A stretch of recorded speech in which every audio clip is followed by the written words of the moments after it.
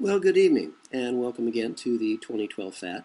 I will be your host for this evening, and my name is Charlie Bluehawk.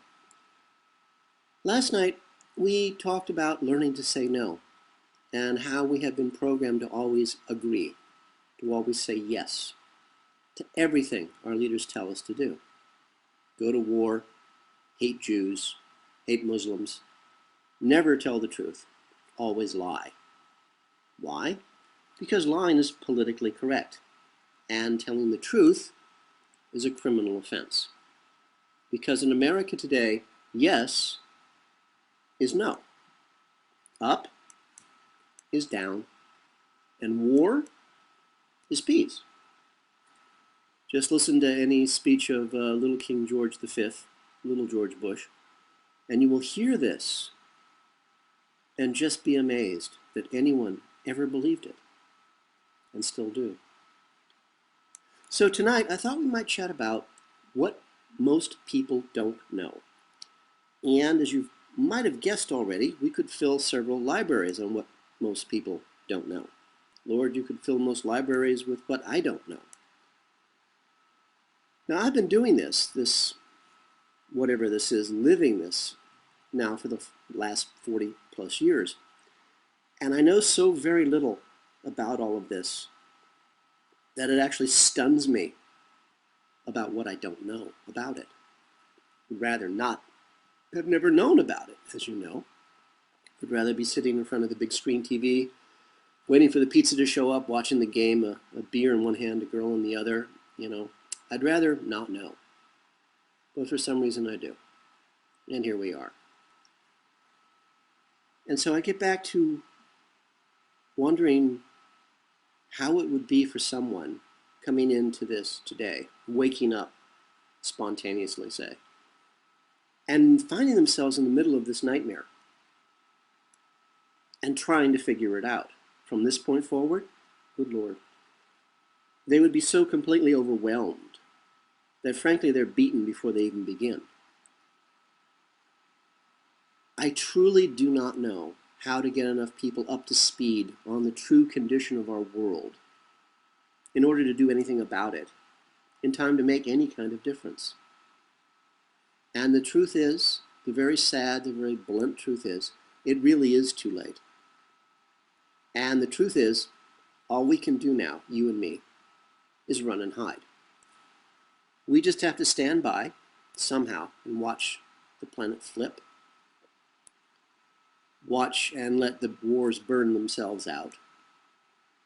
Watch and let the starving billions be wiped out by floods, by earthquakes, by the nuclear power plants that were designed by General Electric, and in such a criminally moronic way that they're melting down in Japan right now. We just have to go up into the hills, get into a cave, close the door, and live our lives.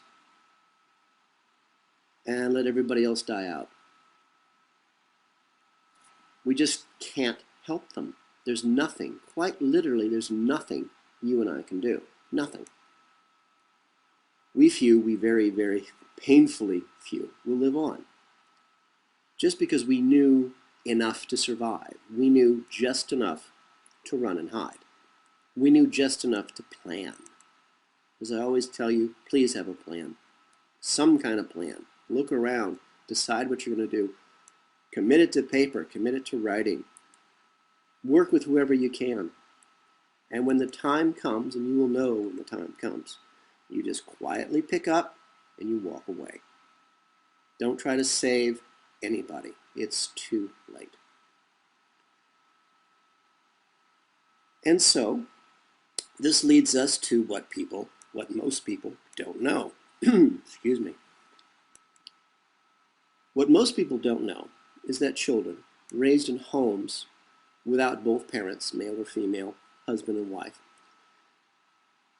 single family homes, let's say, children without a mother and a father, without a husband and a wife, grow up to be unstable. They have a lower intelligence level, and they're more prone to criminal behavior, drug use, and are more prone to have more children that they can support. And they pass this along generation after generation. And you know, our masters know this. They've been herding us for thousands of years. They know that the best way to control the cattle, you and me, is to break our minds when we're young. Break the foundation on which we might have built a stable, steady, intelligent life. It makes us easier to control. This rule sadly also applies to same-sex couples raising children. Personally, I don't care. I really don't. But it's true. Without that stable male-female base, that foundation to begin our lives, we're all pretty much set in our life's course by the age of 5. Now, I've personally seen this. I've personally seen single children brought up in a male-female environment, husband, wife, mother, father environment, and they're amazingly stable. They're very intelligent. They're very grounded. And they tend to create the same environment for themselves and their partners before they have children. Me, myself, having grown up in one nightmare after another, I can see very clearly the difference between myself and people raised in, I don't want to say a natural setting, because homosexuality and bisexuality are normal parts of nature.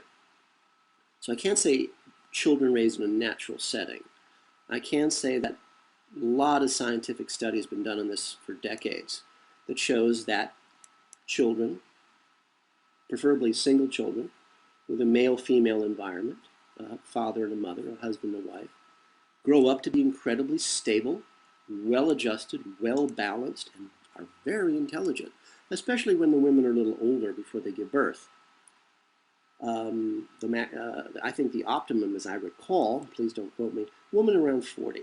Husband could be of any age, but when the women are older, the children also seem to again be more stable. It's just my observation and the scientific studies that have been done in so many different countries. And I came from Los Angeles, from Hollywood, the weirdest place. Well, it used to be the weirdest place in the world. Now it's pretty much standard. And I knew dozens of lesbian couples who were having sex with men just to get pregnant. And then the girls would raise the children without the fathers. And they do this for money. Lesbian couples were actually having babies in Hollywood so that the state would support them. They would never have to work. It was a good environment. Yeah, well, I can't say it was a good environment. It was a financially desirable thing to do. And those children, whom I knew, I don't even want to think about them because, frankly, they're the future, and they're all broken. They're criminals, they're drug users, they're gangbangers, they're thugs, and the mental ability, you can actually see when a child is not stable. And it's horrifying. And again, it's too late. The nightmare's been created. And they're going to pass that nightmare down to their children and their children and their children. Again, I don't personally care, if you're gay or straight. I don't care.